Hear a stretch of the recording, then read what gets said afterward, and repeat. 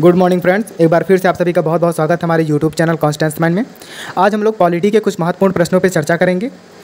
आपके इलाहाबाद यूनिवर्सिटी के जो इंट्रेंस एग्जाम है वो भी बिल्कुल करीब है और साथ ही साथ जो आपके कॉम्पिटिटिव एग्जाम होते हैं, इन सभी परीक्षाओं की दृष्टि से ये प्रश्न इंपॉर्टेंट होने वाले हैं।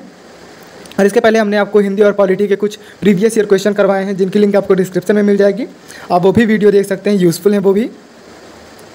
तो आज के वीडियो शुरू करने से पहले आपको एक बात बता दें, अगर आपके कोई इससे रिलेटेड क्वेश्चन है या आपकी कोई क्वेरी है तो आप उसको हमारे टेलीग्राम चैनल से जुड़ के हमसे शेयर कर सकते हैं। और अगर आपको पीडीएफ चाहिए तो आप टेलीग्राम या ईमेल के थ्रू हमसे पीडीएफ भी ले सकते हैं। पहला प्रश्न, संसद के 2 सत्रों के बीच अधिकतम अंतराल कितना हो सकता है? तो आपके ऑप्शन हैं 30 दिन, 50 दिन, 6 माह, 12 माह। तो संसद के जो 2 सत्र होते हैं उनके बीच का अधिकतम अंतराल जो होता है 6 माह का हो सकता है।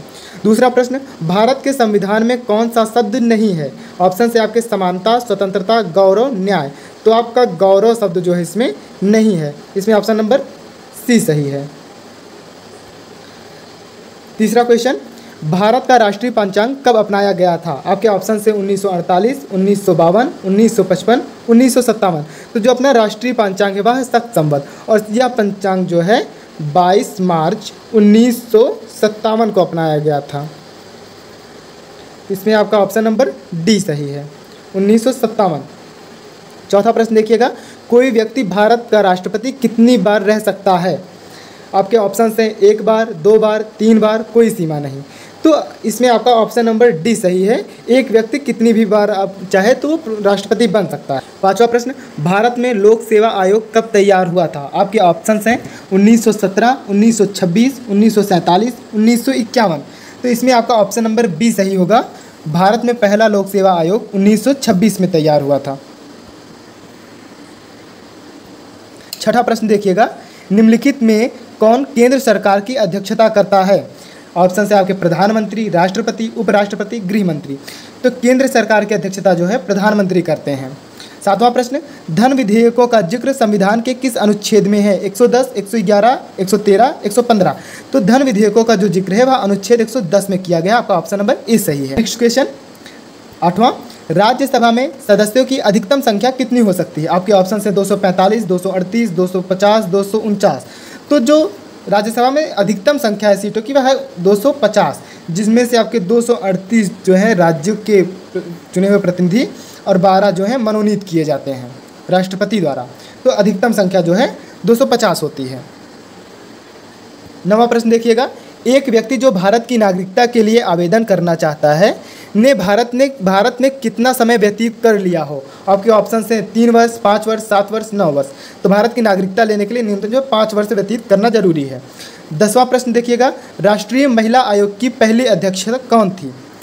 ऑप्शन है आपके मोहिनी गिरी, पूर्णिमा अडवाणी, गिरिजा व्यास और जयंती पटनायक। तो राष्ट्रीय महिला आयोग की जो पहली अध्यक्षा थी वह थी जयंती पटनायक। ऑप्शन नंबर डी सही है। 11वां प्रश्न देखिएगा, भारतीय संविधान के किस अनुच्छेद के अनुसार राष्ट्रपति राज्यसभा में 12 सदस्यों को मनोनीत कर सकता है? आपके ऑप्शन से अनुच्छेद 80, अनुच्छेद 82, अनुच्छेद 85, अनुच्छेद 87। तो जो राष्ट्रपति के 12 सदस्यों को मनोनीत करता है वह अनुच्छेद 80 के तहत करता है। 12वां प्रश्न, संविधान का अनुच्छेद 123 किससे संबंधित है? आपके ऑप्शन से राष्ट्रपति के अध्यादेश, बी सुप्रीम कोर्ट का सलाहकार क्षेत्राधिकार, सी जम्मू कश्मीर की विशेष स्थिति, डी चुनाव आयोग। तो जो संविधान का 123 अनुच्छेद है वह है राष्ट्रपति के अध्यादेश से संबंधित।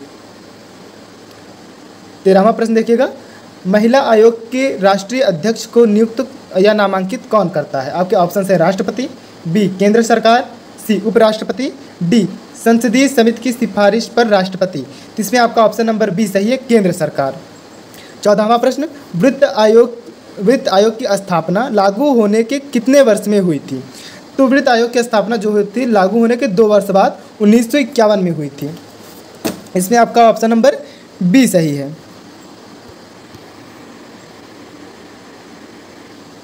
15वां प्रश्न, निम्नलिखित में से लगातार 2 बार तक भारत के राष्ट्रपति रहे हैं? आपके ऑप्शंस हैं R Venkataraman, Shankar Dayal Sharma, V Giri, doctor Sarvepalli Radhakrishnan. तो इन चारों में से डॉक्टर सर्वपल्ली राधाकृष्णन जी जो हैं लगातार भारत के 2 बार राष्ट्रपति रहे हैं। ऑप्शन नंबर डी सही था। 16वां प्रश्न देखिएगा, सिक्किम भारत संघ का सदस्य कौन से संविधान संशोधन के बाद बना? आपके ऑप्शन हैं 32वें 1974, 35वें 1975, 36वें 1975, 37वें 1978। तो जो आपका सिक्किम का विलय हुआ था, तो सबसे पहले इसको सह राज्य का दर्जा दिया गया था, वह था 35वें संविधान संशोधन 1975 के तहत। लेकिन ये पूर्ण राज्य जब बना था तो वह बना था 36वें संविधान संशोधन 1950 के द्वारा। इसमें आपका ऑप्शन नंबर सी सही है। 17वां प्रश्न ध्यान दीजिएगा। पंचायती राज की तीन स्तरीय प्रणाली किस राज्य द्वारा पहली बार अपनाई गई थी? ऑप्शन है आपके राजस्थान, आंध्र प्रदेश, बिहार, पंजाब। तो सबसे पहले जो है त्रिस्तरीय प्रणाली राजस्थान द्वारा अपनाई गई थी। 18वां प्रश्न, भारतीय संविधान के किस भाग में मौलिक कर्तव्य है? ध्यान दीजिएगा, मौलिक कर्तव्य के बारे में पूछा है। आपके ऑप्शन है थर्ड ए, फोर्थ। तो आपका जो मौलिक कर्तव्य है वह भाग 4 का में है। ऑप्शन नंबर सी सही है।